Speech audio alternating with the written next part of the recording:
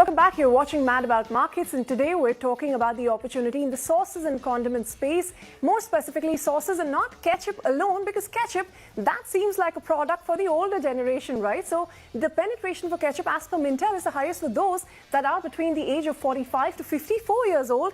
It is the young who we focus on here at Mad About Markets who are having other sauces and not just ketchup. It is also a space which has seen sporadic but significant deal activity in the last few years. So in December of 2008, you had Dr. Oetker buying Fun Foods for 110 crores. Now you cut to June 2016 and you had Cremica raising 101 crores from Rabo Equity Advisors.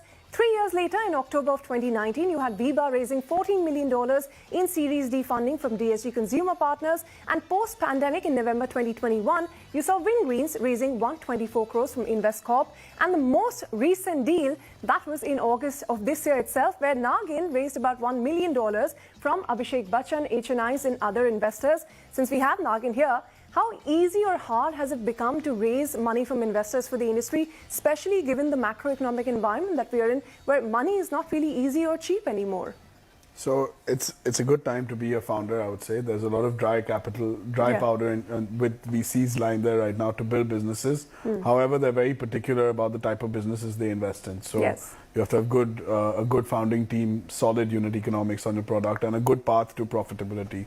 But if anyone sort of checks that box and is willing to do the work, it's a fantastic ecosystem now in the startup space in India, and I think anyone with a good business and a vision can make that reality come true. And that brings us to what are the triggers working for the sauces industry, that yays and mays as we usually talk about.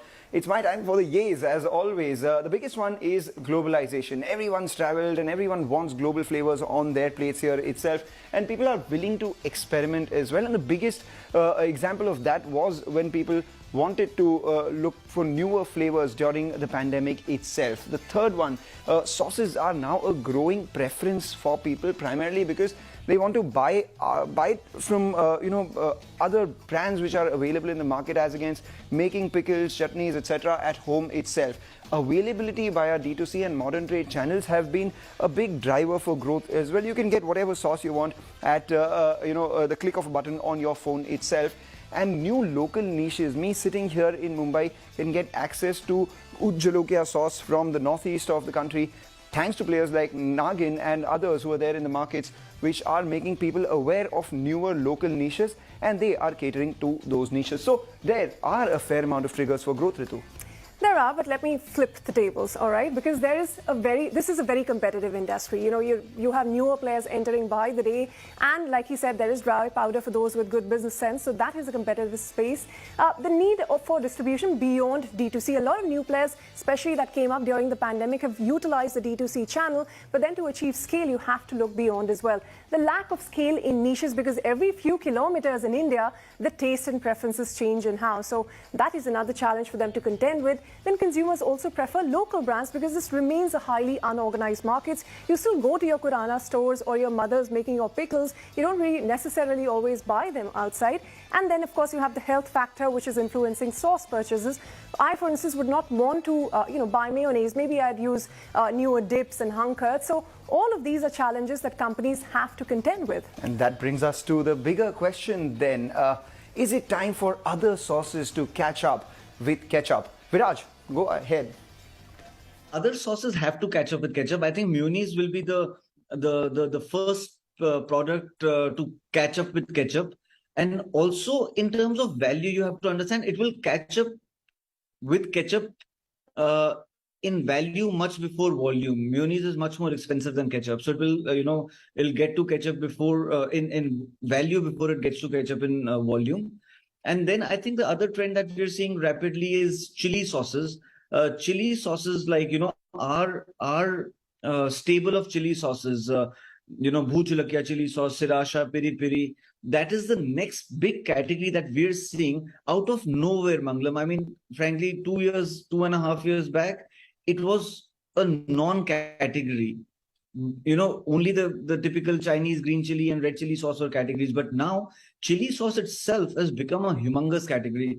So I would say that is the next category to, kind of it'll catch up with ketchup after mayonnaise. So the two big categories for me to look out for in the sauce space is mayonnaise and the chili sauces. All right, so ketchup and chili sauces, those seem to be the dominant categories, but given the opportunities and the challenges we spoke about, what do you see as the growth potential? Can sauces actually catch up to the ketchup market in India? I think it can, given that people are very aware about the ingredients they eat now. So ketchup, as I said, was cornstarch fructose, and people are moving away from that in general. And also given that there are several industries that are growing parallel to hot sauce. So you look at craft beer, for example, which is also sort of blooming in a big way in India. Beer and hot sauce are a marriage sort of made in heaven. And also ready-to-eat food, which is like, especially you see the rise of ready-to-eat idli and dosa. But it's hard to make a chutney at home. But it's easy to have it with a really good hot sauce. But so. The question I think he's given us a hint about what he's coming up with next, right? No, I or wish. beer. I don't know. Anyway, but he said that he's seeing, Viraj said that he's seeing a massive trend in the growth of chili as well as mayonnaise. Can we expect a Nagin flavored mayonnaise come by? Yeah, absolutely. We've been working, people already are pairing our products with mayonnaise very well because it sort of tempers the heat. So, yeah, absolutely. But are you getting like co-branding opportunities, etc.? Yes, we've co-branded with a cheese company. There's a Nagin flavored vegan cheese in the market. We've co-branded with a company called Wonder Foods recently, which makes a toom, which is Nagin. It's called toom, yeah.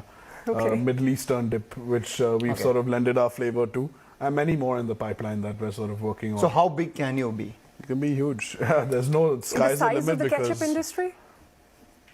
That's about 1,800 crores in India, give or take. Give or take about 2,000. And sauces could, in the next 5 years, say? I would say we could be halfway there. Mikhail, thank you so much for joining in and giving us a sneak peek into what you're going to do. But importantly, whetting our appetite for some chips and dip right away with the hot Nagin sauce that you're talking about. Dip into some hot sauce. All right, let's do that. On that note, we wrap up. We'll catch a break, but we'll see you next time, same time.